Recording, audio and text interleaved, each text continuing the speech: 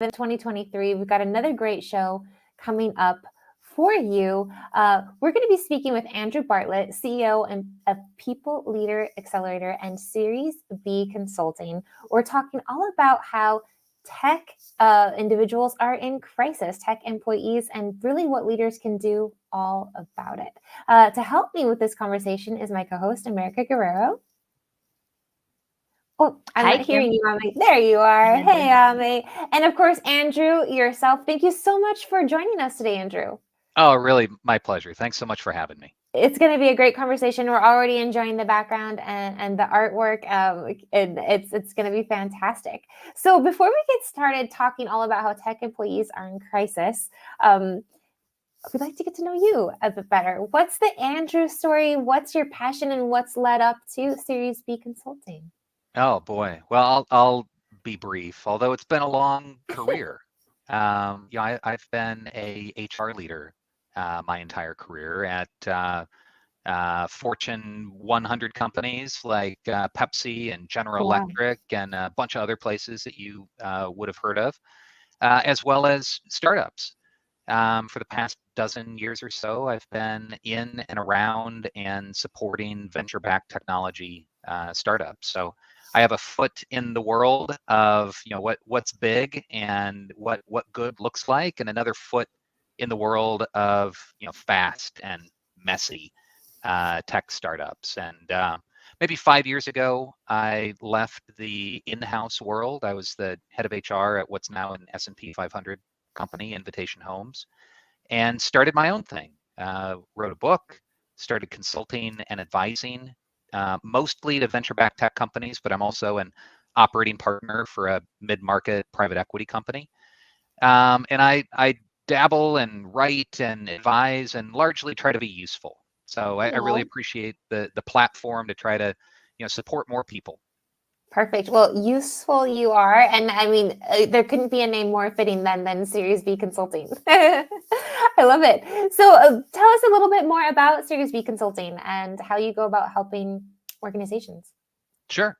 Well, as I mentioned, my background for the past going on 3 decades is in human resources. And HR could be a lot of things, from employee relations to benefits renewals to hybrid work arrangements. I've tended to focus more on what I'd refer to as internal management consulting. So organizational effectiveness. Mm-hmm. How do you help organizations meet their goals? And so that usually takes the shape of better defining their goals and getting stronger alignment and understanding the programs, policies, and processes that ladder up to help organizations achieve those goals. So that's the work that I do through Series B Consulting, usually on a project or advisory basis, usually with venture-backed tech companies, but sometimes mid-market non-tech companies. All right, perfect. Well, I think that leads us really good in today's topic of conversation. I think it's going to be sort of a 2-part conversation today, right? With the first half being about how tech employees are currently in crisis, and the second half being what tech leaders can do to be more strategic. So let's, with this first half, what do you mean? What crisis is this, or how many crises combined to create a monster crisis? What's going on? Well, I think you nailed it in that there are several overlapping events that are creating the perfect storm in tech and for employment in general, but especially for tech worker employment. And by that, all right, let's list a few of the things that we're still actively dealing with. From the hangover of the COVID pandemic and business shutdowns and forced work from home, to the interest rate environment rapidly changing from ZIRP, zero interest rate, to where we're at today with mortgages that are over 7%, 7.5% in the US. That has massively constrained capital markets, where it's super hard to get funding, especially if you're a cash burning high growth startup. And that's affected the private equity world as well, and more broadly, but boy, it's been a pronounced impact, Hmm. tech and startup. So that's a crisis that we're dealing with. That's part of the Especially when you story. compare it to just a few years prior when it was almost polar opposite. It is a massive whipsaw from free spending and easy capital and SPAC IPOs to now it's really hard to raise funding. And there's been this massive shift from the war for talent to the drive for efficiency. Hmm. And so that's been another one of the overlapping events that creates this perfect storm, is that snap change Mhm. that's happened very quickly and continues, I think, to roll from hoarding talent to releasing Mhm. a lot of talent. Yeah. When we talk about talent, do you mean software developers, people who work in the operation side, people and culture? Who are these individuals who are being affecting? Yeah, affect. Affected. Yeah, Thank you. yeah. America, I think it's across the board. It's especially pronounced in a few areas. So software development, for sure. The war for talent, like what Yep. jobs have been in higher demand than software engineering and product managers and architects and everything that goes into building digital products and services.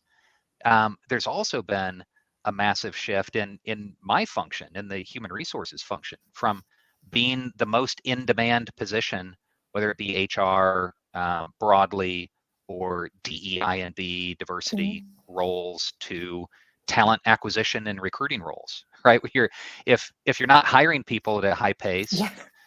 recruiting teams have been massively affected. So there's been this huge shift again from hiring across the board, but especially in those two categories. I think from HR, including recruiting, and in all things software. And now there's a much tighter focus on efficiency and productivity. And boy, every day I hear about more layoffs. It's not in the news as much as it used to be, Hmm. Hmm. but oh my goodness, it is happening in the world. Yeah. So, I mean, before we get into what the tech leaders can do to be more strategic, I would like to talk to the people in tech, right? The tech employees. What advice might we have on two fronts? I think one is the emotional, mental, psychological side of this, right? Like, Yep. if we want to talk about developers, we're just a few years ago, the world was their oyster. They could ask for what they wanted. They could go and do and work for, follow their passion and make good money and like, yes. And now I'm getting the sense that it might be a bit more fear based where I'm like not necessarily happy at this company, but I've got a job, so I'm going to Yeah. stay. Like, so how can we speak to the psychological side of what has happened and what we might do to, take care of ourselves? And then also the tangible side of with this shift, how can I better prepare myself to be maybe more marketable, more competitive, but also still be able to seek some of what brings meaning, right, to Right. my life. Right. Yeah. Oh my goodness, I have a lot to say about this. So like make sure I don't leave out parts of those questions. All right. So what is the crisis? In part, it's a job security crisis. In part, it is a purpose and self-actualization crisis, right? You have the classic millennial or Gen Z mindset where you're trying to make the world a better place. And in the 12-year bull market run and the war for talent, you were able to have a lot of choices available to you and negotiate with your employer very differently than you are today. Um, that's one of the crises. And you bring up mental health and wellness, and that's real. And there's been somewhat of an explosion. I think it started during COVID, and there are echoes of it that continue around mental health and wellness support. But let me be direct and maybe a little tough and spicy about this. I don't think that's the answer. I don't think more mental health and wellness support is the answer. I think it's a mindset shift of the workers, that the environment has changed, that the power balance has shifted, that the war for talent is not currently happening. There's an armistice in the war for talent. Maybe it'll come back, But right now, the focus is on reducing cash burn, extending runway, providing real value to customers. And that means having a focus not just on the top line, but also on the bottom line. Mm-hmm. And so workers will, I think, be really well served by getting real with themselves about what the environment is. Huh. And So basically, here's the jagged pill you just have to swallow. yeah, and that doesn't mean that there are terrible employers out there that Of are course, trying of to course. take advantage of you. I'm not suggesting that, but it's a different power balance, and realize what's happening in the world. What about getting specialized in a specific industry? For example, a software developer. So the world is crazy, but you see that in the travel and hospitality industry, there is like a huge opportunity, but you need to learn about terminology, about term. I would use the short word terms. You need to get to know about the terms, about who are the clients that are out there looking for innovation, for creating platforms, so everything could be easier. So is that the specialized element that you need to consider to improve in your career? So, To be can I Mhm. kind of riff off of this question? Is it the question between, am I supposed to be sharpening my technical skills? Or should I also be sharpening, the vertical and just making myself in some ways a subject matter expert? What might be, is that the Um, question? Yeah. yeah, I think the answer to that is yes. Yes, and yes, and so continue to sharpen your saw, continue to grow. I don't think, though, that you can count on or pressure your employer as effectively as before to provide those opportunities internally. Like, what is my growth ladder? I want to be promoted. It's been 9 months. I expect to get a 10% raise every 6 months, or there are recruiters that are blowing up my LinkedIn, and I have alternatives all over the place. Those alternatives might still exist, but it's at a different level than they were before. So I think for tech workers, the strong advice would be to understand the current environment, invest in yourself. Don't expect your employer to do it for you. Shift some of your time and attention into that self-development. And whether that's soft skills, leadership, communication, project management, technical skills, learn a new coding language, learn how to use ChatGPT and other AI products, like invest in yourself, because your employer is unlikely to have the resources or incentives to do it for you as they once were. That makes a lot of sense. So we're kind of reaching the mid time of our show today. So let's shift to the second half. We defined a bit what this crisis is, particularly for the employees. Now let's shift to the employer, right? How can employers become more strategic in this same crisis, or what does this crisis mean for them? Yeah. Well, the crisis, broadly is the sea change in a shift from growth to efficiency. And just as it's challenging for workers to understand that the climate and environment has changed, and therefore, they need to invest in themselves and continue to grow, and maybe that rebalances some of the preferences or needs that a worker might have expressed before, and maybe job security focus goes up, whereas before it wasn't even a factor; it was assumed. There's also, as you introduced, Kim, a change for leaders and managers in the tech world. And so that is embedding yourself in the current environment. That's understanding what the environment is. Yes, there have been layoffs. Yes, there have been multiple rounds of rifts at many places. Maybe you've been affected as a tech leader directly, but you've certainly, if you're at an employer, you have probably been involved in efficiency exercises, which frankly usually means headcount reductions, right? It's 80% of the cost roughly. Um, and so what that means is getting much tighter and more focused on your plan, on the strategy and goals of your organization. When capital is free flowing and you can hire left, right, and sideways, and you're incented to drive growth, that often leads to pursuing lots of different paths at the same time. You might be searching for product market fit and doing lots of different things and testing and learning. In a capital constrained environment, you've got to be more selective and you've got to be more focused. And it'll help your organization, whether it's 20 people, 200, or 2,000 people, to communicate what those goals and priorities are. And it can be really scary, especially scary for companies that are still seeking that product market fit and are still burning to communicate what those goals and priorities are, because you might need to pivot. You're still testing and learning, and the thing that you think might work may not work. And hey, as a founder myself, I understand that there's a fear.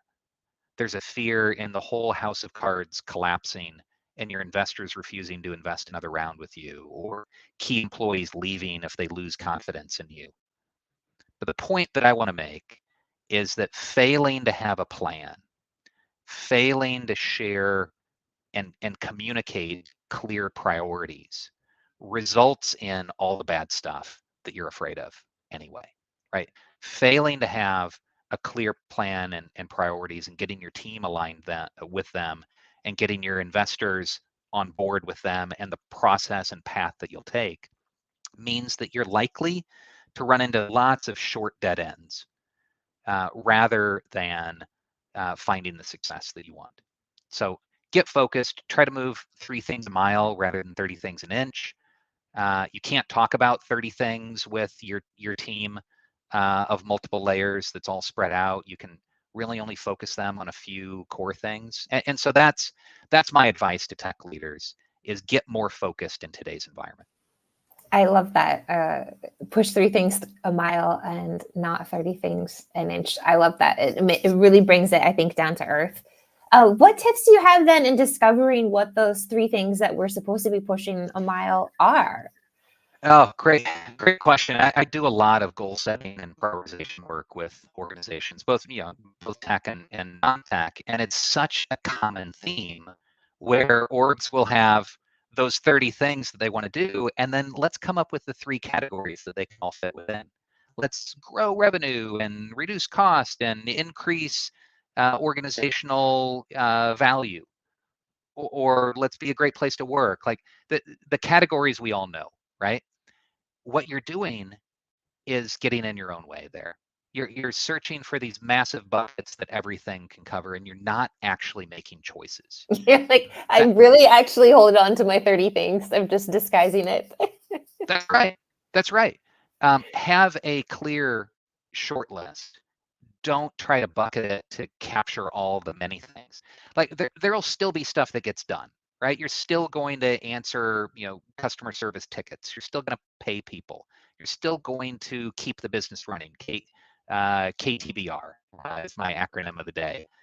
You'll still keep the business running, but be really clear on which items are the express train. What stops for nothing? What moves forward faster that you don't even need to think about the trade-offs around? Maybe that's a specific item on your product roadmap. We've got to make sure that we get the subscription upgrade out. Like we can't get revenue unless we get this particular thing out, or we've got a product launch that has to hit this deadline, or we've got a marketing test, whatever it is. Be clear, and that'll keep your team focused. Don't just look for bigger and broader buckets. Be more clear about your priorities. In terms of being more communicative, what would you recommend? For example, helping your employees to be more focused on their goals. An email, is it enough? To have a daily? What is like the secret? The Yeah. buy-in. Yeah, it's not my language, and I'll probably misstate this, but I've heard the phrase or some variety of it. Say it 7 times, 7 different ways, in 7 different contexts. So like keep repeating yourself until you get sick of saying it, because chances are, if you're in an organization of any size, that you're saying it more than somebody's hearing it. And that there are multiple layers and levels, and they need to hear it multiple times to believe it and understand it. So is one email enough? Of course not. Is one big all hands, goal setting launch enough? Of course not. Like, pull it apart, pressure test it, do some what ifs. I'm working with a client right now that's trying to get more focused. And again, just sharing the list is not nearly enough, but it's the first step. So start with your list and then start to help the team understand what that actually means.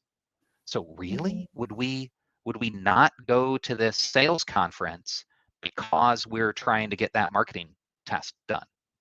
Well, yeah, maybe you wouldn't. Maybe we should cross off that travel to Lisbon and instead spend some more heads down time to get this particular activity done, because that's where our focus needs to be right now. So explore the trade-offs, explore the what ifs, repeat yourself, and really pressure test things so that people can better understand how to make decisions. I love that. You refer to the team. When you're referring to the team, is this top leadership? Is this the leadership of individual teams with different within the organization? We've got sales and marketing, or the human resources team and the operational team, or whatever else you want to break it down. Who is the team, and ultimately who owns this type of language and vision and delivering of the message? Great pressure testing, great clarity. Like, this is the type of thing that organizations would benefit from. Okay, what does that actually mean? When I say the team, that means yes, the senior leadership, yes, the middle management, yes, the entire organization.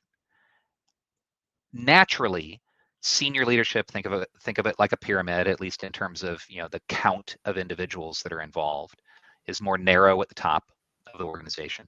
Naturally, senior leadership will have been involved in more in-depth conversations for longer about the plan, and will have had more of a chance to test it and understand it, and understand the boundaries and all the conditions around things. But make sure that you don't stop there, because what you're after is organizational alignment and understanding. And if it stops at senior leadership and doesn't trickle through into middle management and the front line, then you've lost 90% of all the benefits of getting your organization focused, and your team starts spinning in their own carousels, and having all sorts of awkward scenarios where the work actually gets done. So be sure that you're attending to each layer of the organization. And so back to America's question or comment, 7 times, 7 different ways. That might be 7 different audiences. And is 7 enough? Hey, maybe it's 14. But be sure that people understand what the goals and priorities are, so that they can make it happen. I imagine that when a company is in a crisis, you can hear a lot of opinions out there. Is there like a limit?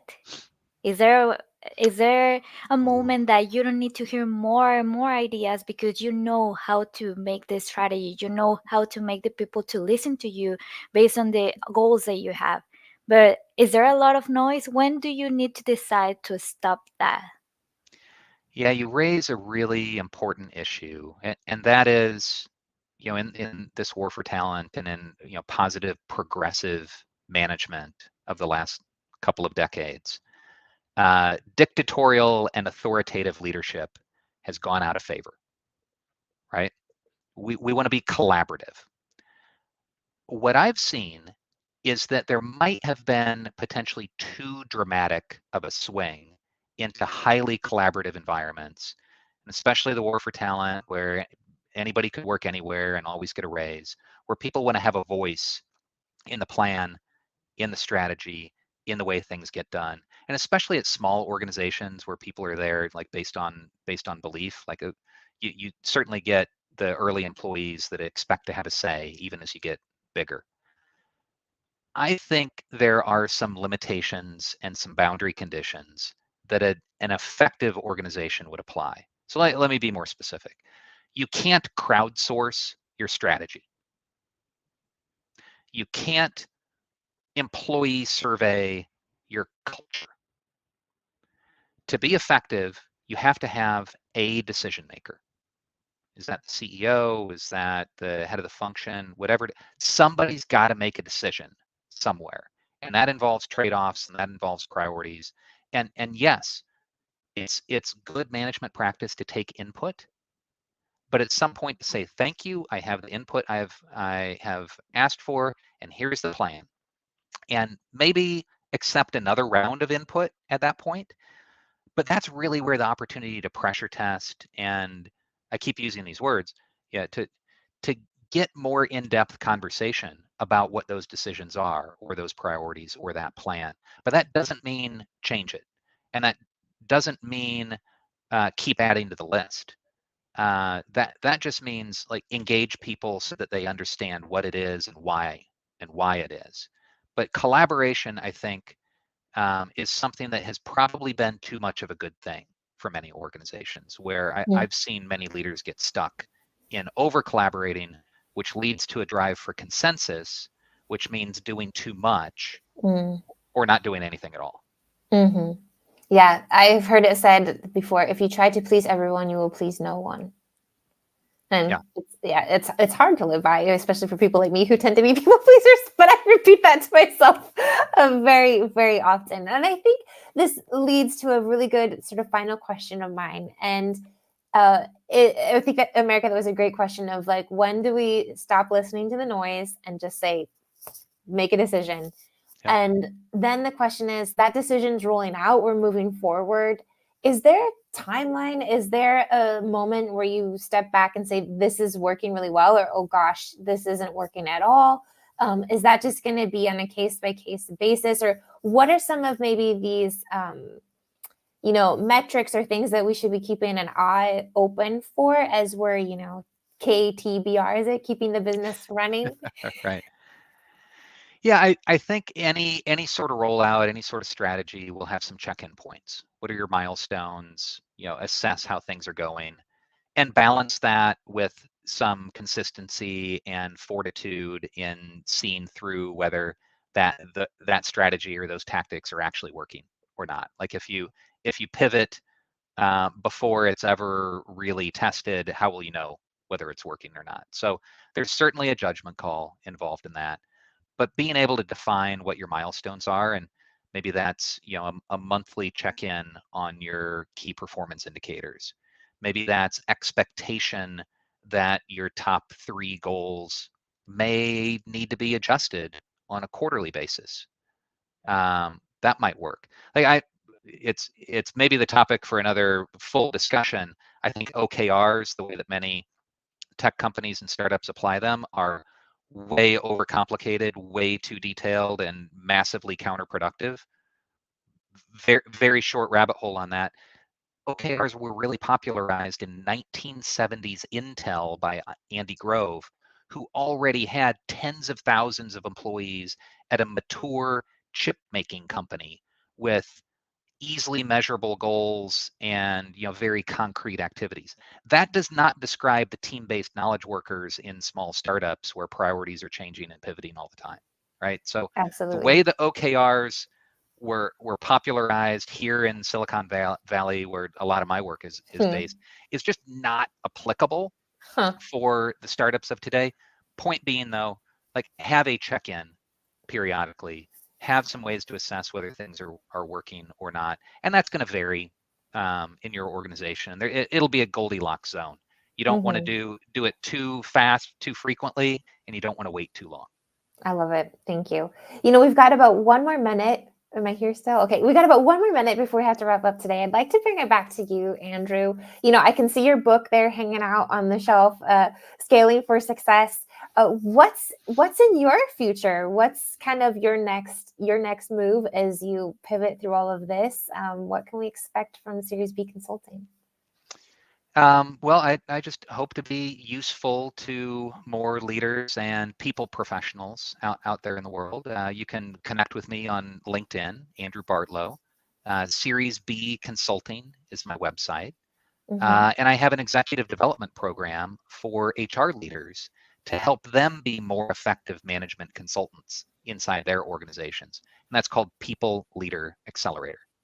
All right, that sounds great. We'll definitely catch that and have that on your landing page here at Dojo Live as well for anyone who wants to reach out to you directly. Thank you so much for your time and your wisdom today, Andrew. It's been a wonderful conversation, learning a lot from you in this kind of two-part show. Looks like we did have one comment that popped in. What's the first step? We got one more. You got time, Andrew? We got time. You got time. Sure, It says, let's do it. what's the first step if you get laid off due to restructuring as an employee? And I think this is, this is probably applicable in any market, but let's keep it in theme here with as a tech employee.